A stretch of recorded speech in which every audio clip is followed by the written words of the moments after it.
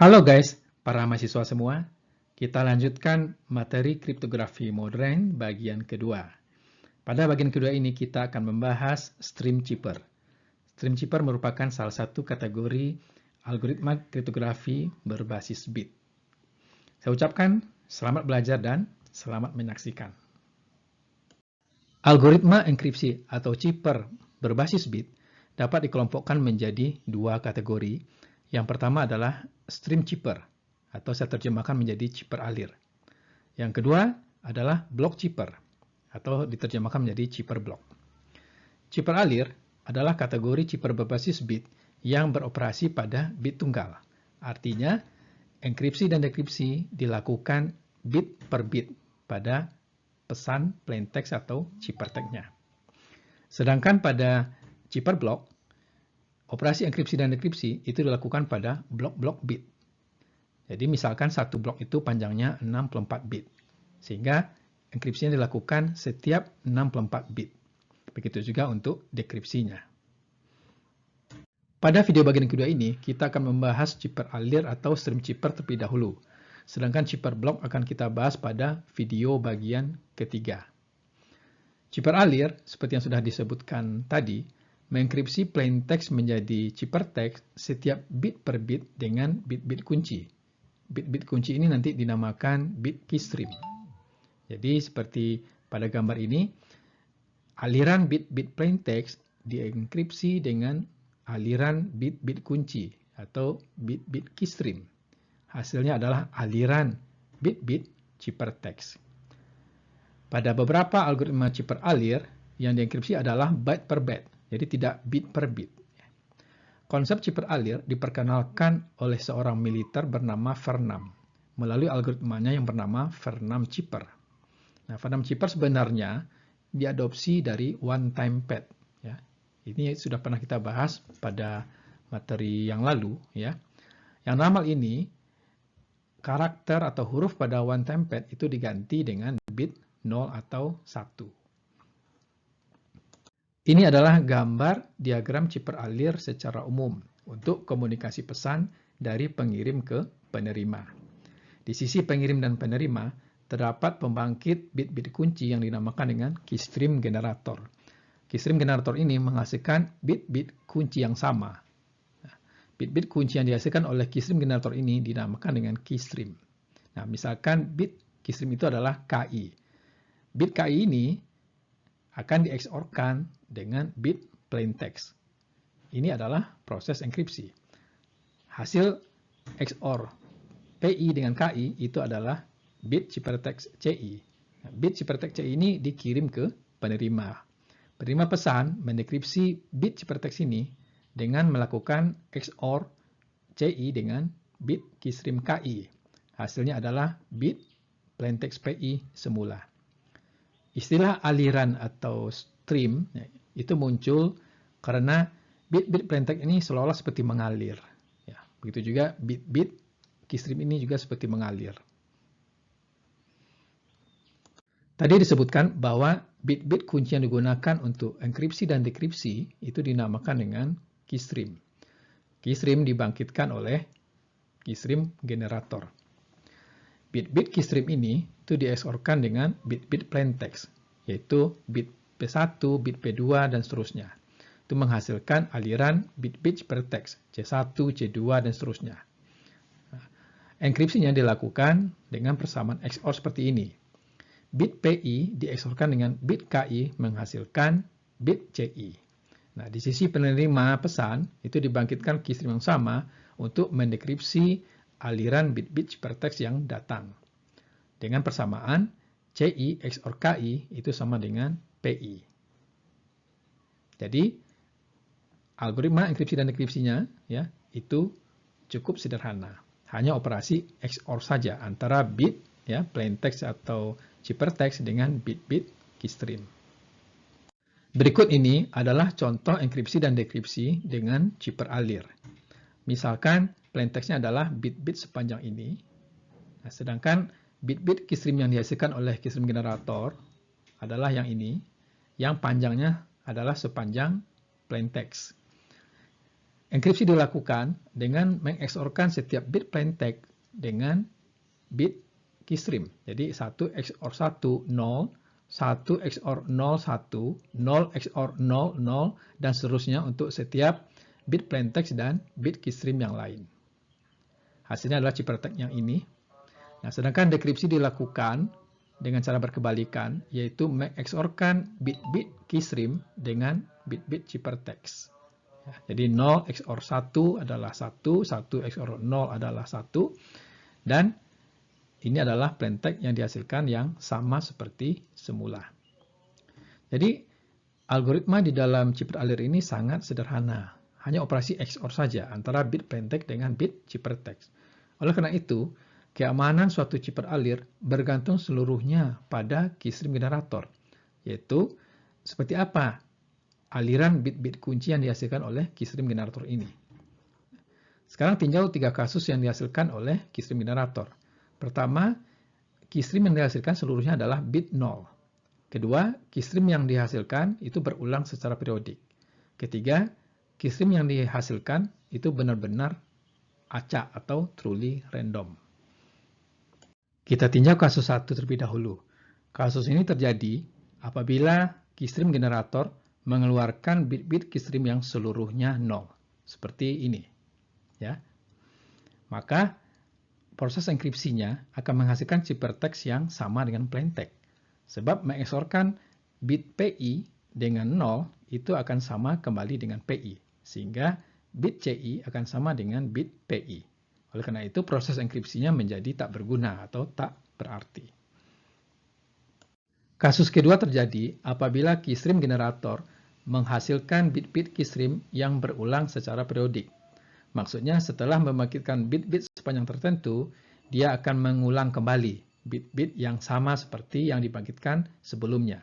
Seperti pada contoh ini, jadi setelah membangkitkan 6 bit, ini akan terulang kembali bit-bit keystreamnya seperti semula. Ya, 110, 110, 110, 110, dan seterusnya. Maka stream chipper yang dihasilkan itu akan sama seperti algoritma enkripsi dengan XOR sederhana, yaitu chipper XOR yang sudah kita bahas pada video bagian pertama. Dan ini sudah kita ketahui bahwa keamanan chipper XOR sederhana tersebut itu sangat rendah, karena dia seperti Vigenère chipper, yang mana panjang kuncinya yang berulang ini itu dapat ditemukan dengan menggunakan metode Kaspersky. Kasus ketiga adalah apabila keystream generator menghasilkan bit-bit keystream yang benar-benar acak atau truly random.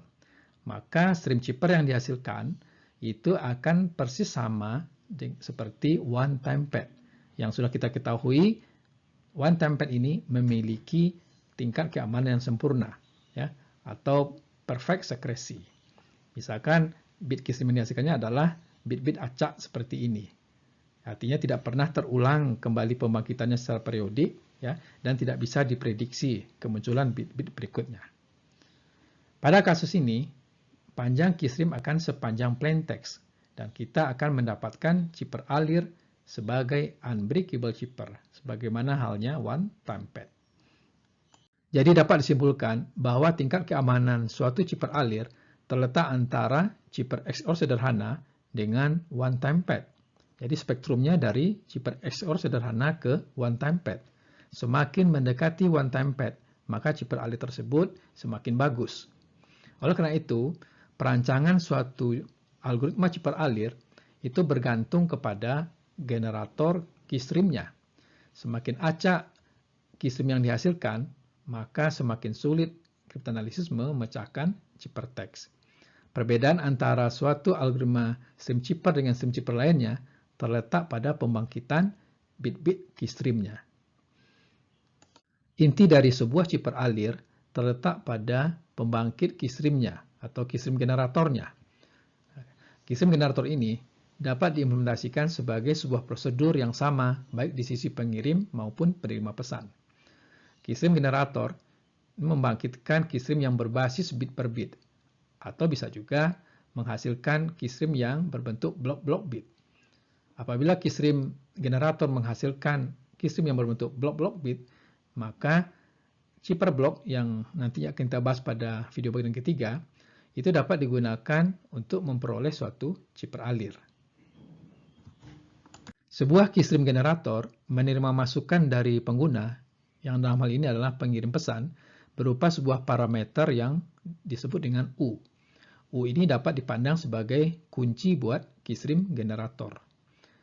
Pengirim dan penerima pesan harus menggunakan nilai U yang sama, agar keystream yang dihasilkan juga sama.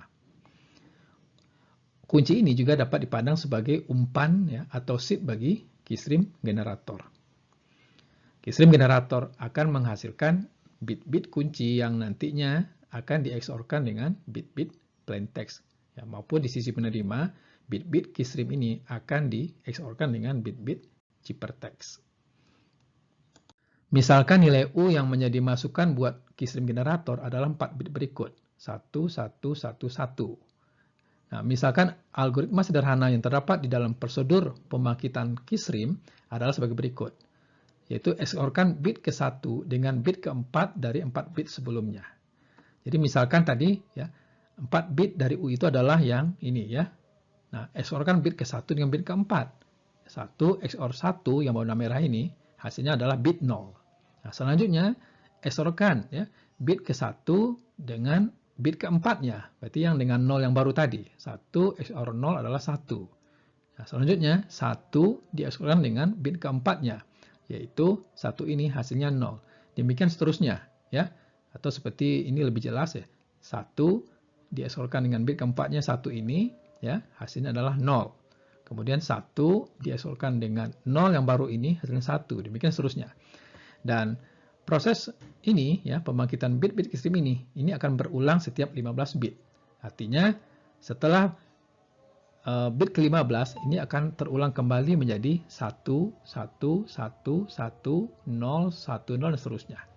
Secara umum, jika panjang kunci U adalah n bit, maka bit-bit kunci itu tidak akan berulang sampai tercapai 2 pangkat n kurang 1 bit. Jadi kalau di sini panjang U-nya adalah 4, itu n sama dengan 4, maka bit-bit yang dibangkitkan itu tidak akan berulang sebelum sampai pada 2 pangkat 4 kurang 1, yaitu 2 pangkat 4, 16, 16 kurang 1 adalah 15. Artinya, setelah 15 bit, maka dia akan terulang kembali seperti semula. Ya, seperti ini contohnya, dia akan terulang kembali menjadi 1, 1, 1, 1, dan seterusnya sesudah ini. Contoh sebuah keystream generator adalah hardware yang bernama Feedback Shift Register, atau disingkat dengan FSR. FSR terdiri dari 2 bagian. Yang pertama adalah register geser atau suatu memori yang panjangnya n bit. Disebut register geser karena bit-bit di dalam memori ini dapat digeser sejauh 1 bit ke kanan atau sejauh yang kita inginkan. Kemudian komponen keduanya adalah fungsi umpan balik.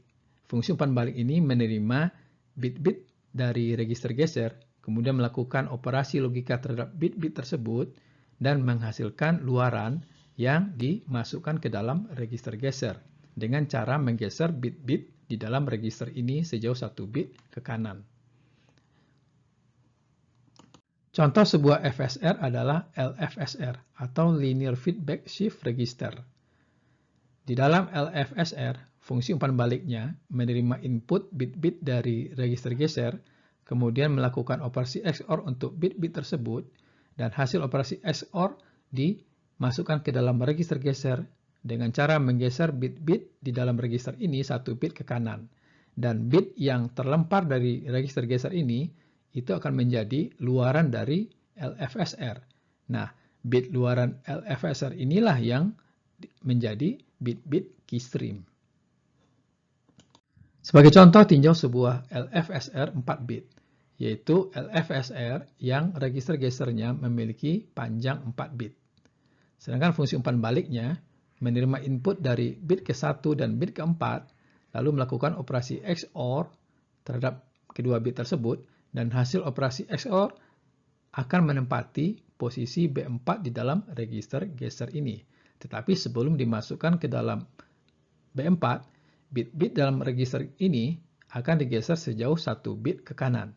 Jadi bit 1 akan terlempar keluar, bit kedua akan menempati posisi B1, bit ketiga akan menempati posisi B2, bit yang keempat akan menempati posisi B3 dan hasil XOR inilah yang akan ditaruh pada posisi B4.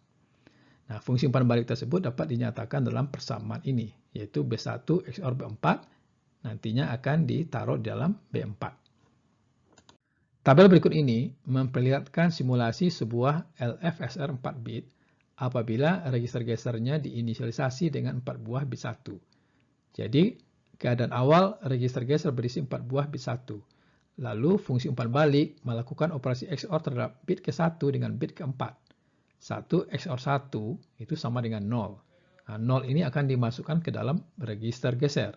Tetapi sebelum dimasukkan ke dalam register geser, bit-bit dalam register ini digeser sejauh 1 bit ke kanan, sehingga bit 1 terlempar keluar. Inilah yang menjadi luaran dari LFSR. Lalu hasil operasi XOR tadi yaitu 0 ditaruh pada posisi keempat. Selanjutnya, fungsi umpan balik melakukan operasi XOR terhadap bit ke-1 dan bit ke-4. 1 XOR 0 adalah 1. Nah, ini akan dimasukkan pada posisi keempat, tetapi sebelumnya isi register ini digeser 1 bit ke kanan, yaitu bit 1 terlempar menjadi luaran, ya, yaitu 1. Begitu seterusnya, ya, maka kita akan memperoleh barisan bit acak sebagai 11110101001000. Nah, selanjutnya, bit yang dihasilkan oleh LFSR ini akan terulang kembali. Polanya seperti ini. Jadi setelah I14 ini, maka untuk I15 akan kembali menjadi 1. Ya, seperti ini. 1, 1, 1, 1, dan seterusnya. Nah, periode sebuah LFSR n bit adalah 2 pangkat n-1. Jadi bit-bit yang dihasilkannya itu belum akan terulang kembali, ya, sebelum 2 pangkat n kurang 1 bit. Serangan pada chipper alir ada bermacam-macam. Yang pertama adalah non-plain text attack. Ini adalah serangan apabila kriptanalis mengetahui potongan plain text dan potongan chipper text yang berkoresponden. Untuk menemukan kunci yang berkoresponden dengan plain text dan chipper text tersebut, kriptanalis cukup melakukan XOR terhadap plain text dan chipper text. Ya, hasil operasi XOR, plain text, dan chipper text itu akan menghasilkan kunci yang berkoresponden dengan plain text dan chipper text tersebut. Hal ini dapat dibuktikan dengan operasi XOR, yaitu dengan mengganti C, ya, menjadi P XOR K. Ya, jadi chipper text akan diperoleh dari plain text XOR dengan kunci K. Nah, kemudian dengan menggunakan hukum asosiatif, kita kelompokkan P XOR P, kemudian XOR K. Nah, P XOR P menghasilkan 0, 0 XOR K hasilnya sama dengan K. Nah, jadi dengan melakukan XOR terhadap potongan plain text dan chipper text, kriptanalis dapat menemukan kunci yang berkoresponden untuk plain text tersebut. Sebagai contoh, misalkan kriptanalis memiliki potongan plain text P dan potongan chipper text C. Potongan plain text P adalah 8 buah bit ini yang menyatakan huruf E, sedangkan chipper text-nya adalah 8 buah bit ini yang menyatakan huruf P. Chipper text C tersebut merupakan hasil enkripsi plain text P dengan sebuah kunci yang ini, 8 buah bit ini, ya. Nah, untuk menemukan kunci K ini, kriptanalis cukup melakukan XOR C dengan P. Ya. Hasil operasi XOR-nya akan menghasilkan kunci K yang berkoresponden, ya, yang sama dengan ini. Serangan yang kedua adalah chipper text only attack. Pada serangan ini, kriptanalis hanya memiliki beberapa potong chipper text saja. Namun, kriptanalis dapat mendeduksi bahwa chipper text tersebut dihasilkan dari penggunaan potongan keystream yang sama yang digunakan lebih dari sekali terhadap beberapa potong plain text yang berbeda. Nah, ini dinamakan dengan keystream reuse attack. Hal ini dapat terjadi karena bit-bit keystream yang dihasilkan oleh keystream generator itu memiliki periode yang berulang. Artinya setelah beberapa bit, maka bit-bit yang dihasilkan akan terulang kembali polanya seperti bit-bit keystream yang dihasilkan sebelumnya. Seperti yang sudah dijelaskan pada LFSR. Sebagai contoh, misalkan kriptanalis memiliki dua potongan chipper text berbeda, sebut saja C1 dan C2, yang merupakan hasil enkripsi dua buah plain text dengan menggunakan bit-bit keystream yang sama. Kriptanalis melakukan XOR terhadap kedua chipper text tersebut, yaitu C1 XOR C2. C1 sama dengan P1 XOR K, sedangkan C2 sama dengan P2 XOR K. Nah, kemudian P1 dikelompokkan dengan P2, sedangkan K dikelompokkan dengan K. P1 XOR P2 ini tidak berubah, sedangkan K XOR K adalah 0. Nah, P1 XOR P2 di-XOR-kan dengan 0, ini adalah P1 XOR P2. Jadi, hasil XOR C1 dengan C2 menghasilkan dua buah potongan plain text yang tidak diketahui, yaitu P1 dan P2, yang ter-XOR satu sama lain. Jika P1 atau P2 tidak diketahui, maka dua buah plain text yang ter-XOR satu sama lain ini dapat diterka dengan menggunakan statistik pesan. Misalnya di dalam teks bahasa Inggris, dua buah spasi ter-XOR, atau satu spasi ter-XOR dengan huruf E. Huruf E adalah yang paling sering muncul dalam bahasa Inggris. Kriptoanalis dapat mendeduksi dengan cerdas kedua plain text tersebut. Serangan yang ketiga bernama flip bit attack, atau serangan yang membalikkan bit. Serangan ini tidak bertujuan untuk menemukan bit-bit kunci, tetapi bertujuan untuk mengubah bit ciphertext tertentu sehingga hasil dekripsinya berubah. Nah, pengubahan dilakukan dengan membalikkan bit, misalnya dari bit 0 menjadi 1 atau 1 menjadi 0.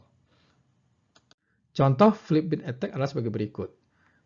Misalkan ini adalah sebuah plain text berupa pesan transfer uang dari sebuah bank dengan menggunakan format yang sudah standar.